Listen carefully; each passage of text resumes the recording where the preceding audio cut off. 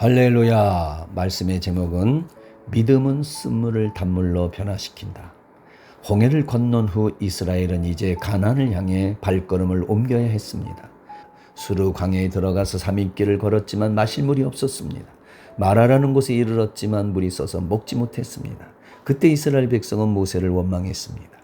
하나님께서 이스라엘을 당신의 백성으로 구별하실 때 두 가지를 하셨습니다. 첫째, 어린 양의 피로 구속함을 받게 하셨고, 둘째, 그 후에는 정결한 예배자로 오게 하시는 것입니다. 광야는 이스라엘 백성이 정결한 예배자로 세워지는 곳입니다. 하나님께서 이스라엘을 광야로 통과하게 하신 목적이 있습니다. 그것은 광야는 우리의 심령의 악함, 육체의 부패를 드러나게 함으로써 하나님 앞에 겸손케 만듭니다.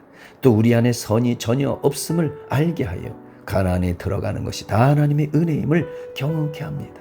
그리고 두 번째 광야는 하나님께서 이스라엘을 광야로 인도하실 때 그들과 함께 하시면서 사랑을 나타내시는 것입니다. 그들의 실패와 원망에도 하나님은 그들을 보호하시고 부족을 채워주십니다.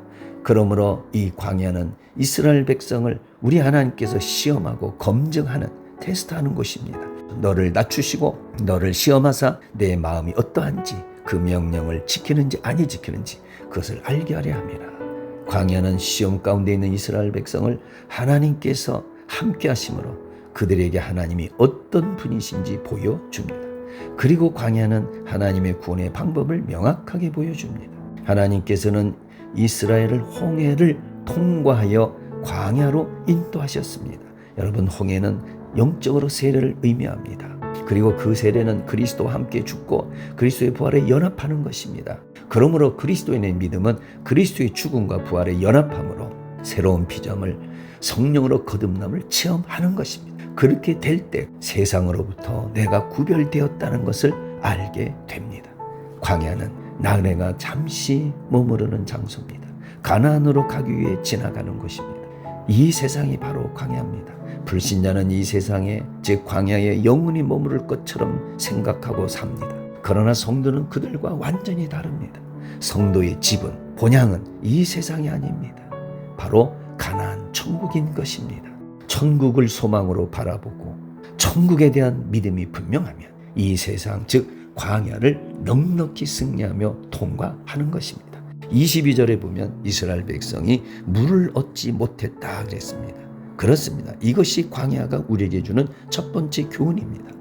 광야는, 즉 이 세상은 구원받은 우리의 영혼을 소생시킬 그 어떤 것도 찾을 수가 없는 곳입니다. 오직 하나님만이 우리의 영혼을 만족해 하는 것이죠. 오직 생수 되신 예수 그리스도만이 우리의 영혼을 만족하게 하시고 참된 평강과 기쁨을 부어주시는 것이죠.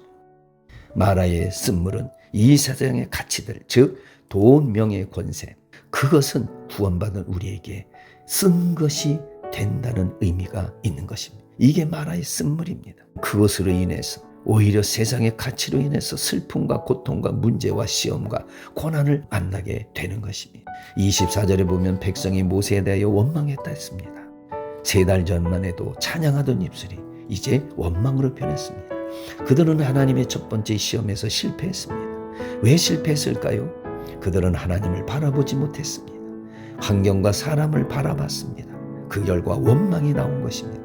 우리가 생활 속에서 불평, 원망하는 것은 하나님에 대한 불평과 원망임을 성경은 경고하고 있습니다. 그러면 왜 이 말씀들이 기록되었을까요? 그것은 바로 우리를 깨우치기 위해서입니다. 불신앙, 죄성을 드러내고 벗어버리기 위해 훈련하는 장소가 바로 광야입니다. 마라의 시험은 이스라엘 백성을 하나님께로 이끄시기 위한 것입니다.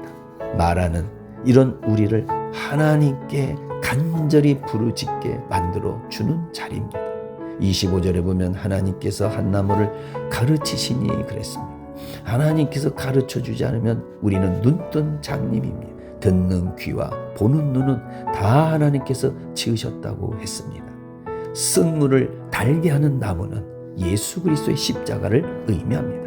예수 그리스도의 십자가는 죽음을 생명으로, 저주를 축복으로, 절망을 소망으로, 원망을 기쁨과 감사로 변화시킵니다. 이것이 복음입니다. 마라의 사건의 의미는 하나님의 인도하심 따라 사는 자는 어떤 위기와 위협, 문제에도 안전하다는 것입니다. 하나님의 인도하심 따라 산다는 것은 하나님 말씀 따라 산다는 것을 26절에 말씀하고 있습니다.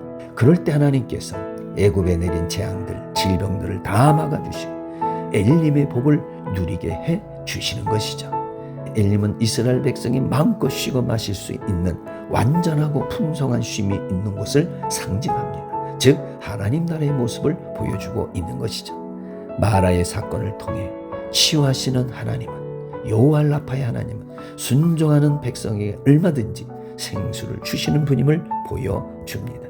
하나님은 오늘도 우리를 쉴만한 물가로 인도해 주십니다.